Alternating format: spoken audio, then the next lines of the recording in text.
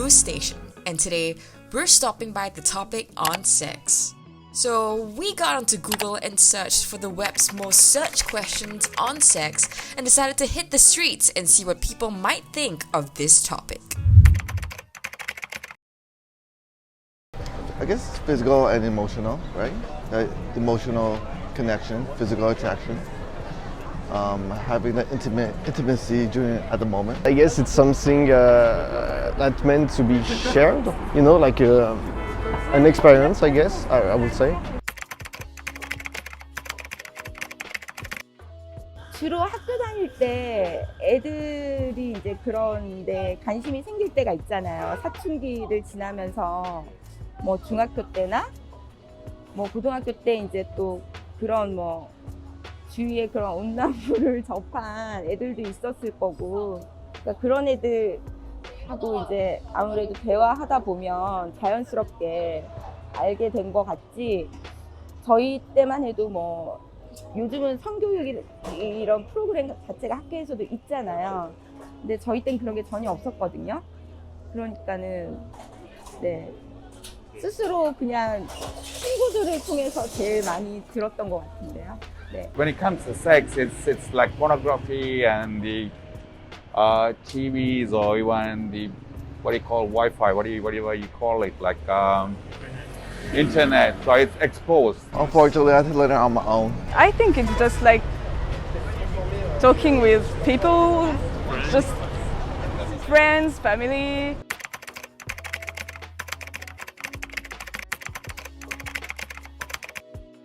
They're addicted to the imagination / fantasy of it, right? Porn is almost like acting, right? It's acting most of the time. They're acting out of pleasure, and then they portray that, and then like, oh, people watch it, oh, this is what sex should be like or could be like. They're addicted to being the male dominant, giving pleasure to the female, and the female probably addicted because like I want to experience what she's experiencing. To feel a void, I guess, I don't know.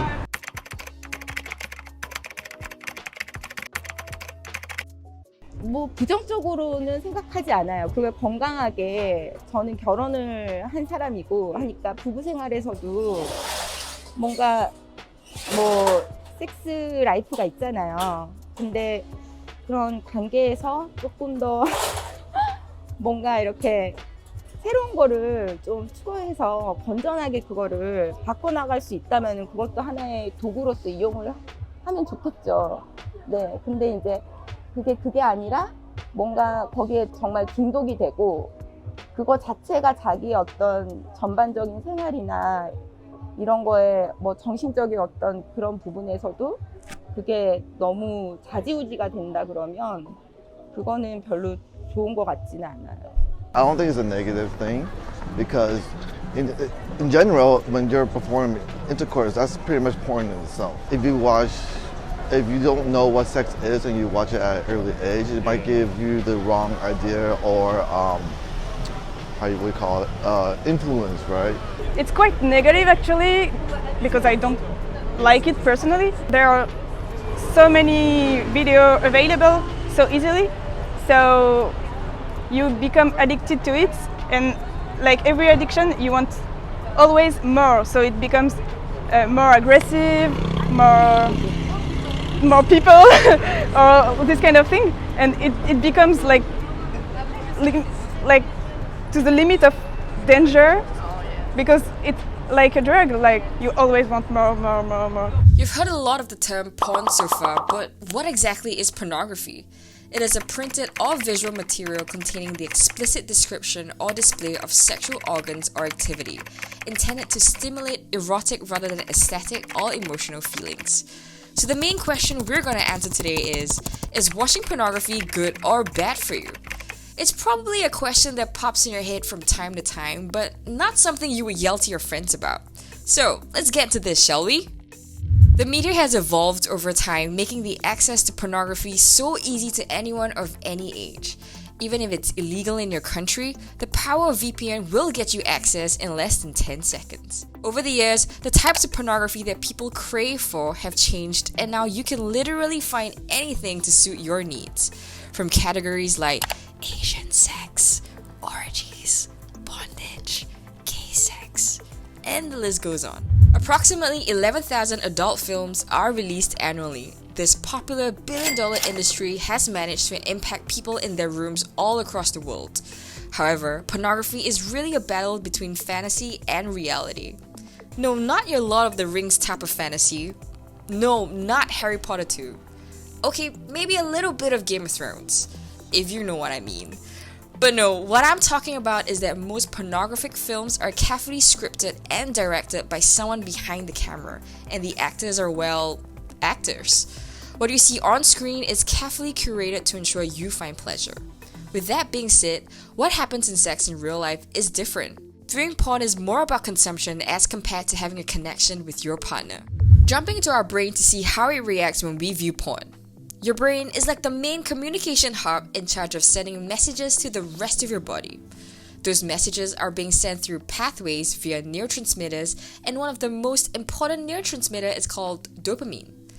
Think of something you enjoy doing: eating your favorite snack, winning a prize, being with your friends, or just having sex. These things cause your dopamine levels to increase. And when it comes to viewing pornography, the visual stimulus hijacks the brain's reward system and overwhelms it with unnatural prolonged dopamine levels, resulting in the brain physically deteriorating in shape, size, and chemical balance. And with our brain changing, it can cause some lasting effects in the long run, such as addiction, isolation, increased sexually aggressive behavior, distorted beliefs and perceptions about relationships and sexuality, negative feelings about themselves, objectification of people, erectile dysfunction due to desensitization, and tolerance of abnormal sexual interactions. Yeah, I know, that's a whole lot of negative effects. Some research might say that viewing pornography has a part to play in people turning into sexual predators. However, there isn't a study that has proven that it is directly related, as it always has other factors involved. Through the interviews of some of the infamous serial killers that have been caught in America, it shows that pornography did play a part in driving their sexual desires. Infamous serial killer Jeffrey Dahmer, the man behind the killings of 17 men and boys, mentioned that his routine before hunting for a victim was just using pictures of past victims, the pornography videos, the magazines.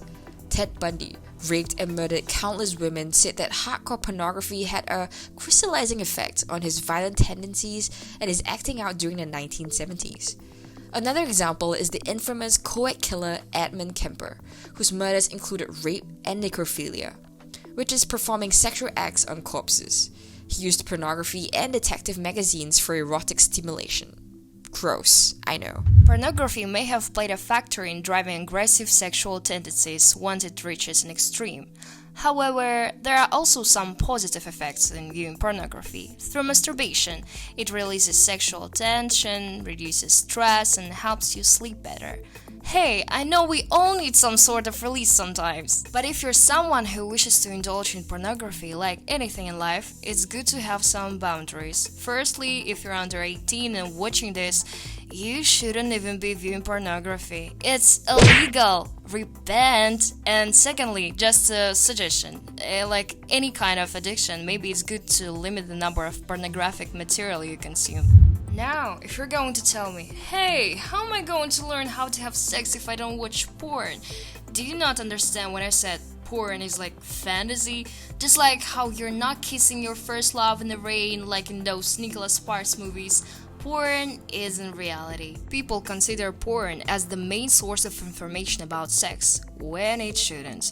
And there's really only one group to blame, and that is our government. As human beings, it's only natural that we get curious about sex, but the lack of proper sex education in our countries today is baffling. Most countries still consider sex and porn a taboo topic. Come on, it's 2022. Until our countries start taking it seriously, teenagers are going to seek answers for themselves. As they say, curiosity kills the cat. So, with everything we have laid out on the table, what do you think? Is viewing pornography good or bad for you? Or do you think viewing it is okay with boundaries in place?